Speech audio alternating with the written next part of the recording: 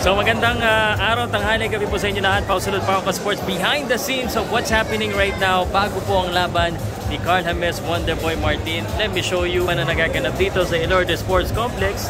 Pero dito sa likod ko, nandito po ang mga vloggers at mga medias. Dahil nandito po si Wonderboy at siya po ay hinahandrap. At ito back to back po sila ni Oscar Duque. Ito si Oscar. Oscar. Talaga namang handraps pa lang, ulam na. Handraps pa lang, content na yan. Ito si Sir JFC Hasan, si Boxing Gloves, si Winter.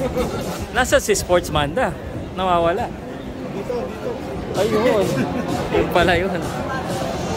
Dito si Sportsmanda. Yun na lang kulang eh. Baka naman yung laban eh. Nakalimutan natin.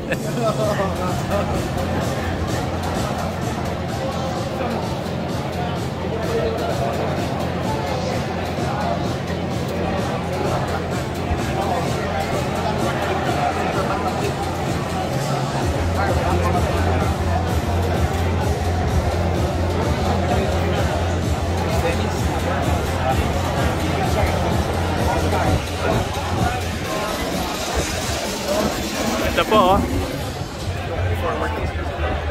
Handraps pa lang. You know?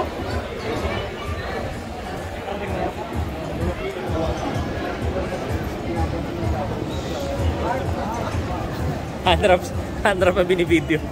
Lahat ang din ako. Siguro ko yung kumukuha na ano kung nasa side rin para makainitan yung mga handrap. Pinapanood ko yung binibideo, wala ba dito sa loob? Baka huling handrap na namin mabideo to dito sa Pinas eh. Totoo naman, baka posibleng huling handraps niya natin dito sa Pilipinas to. Kaya kailangan di mawala. Scam. Iwas. Baka huling handraps na eh. Bago.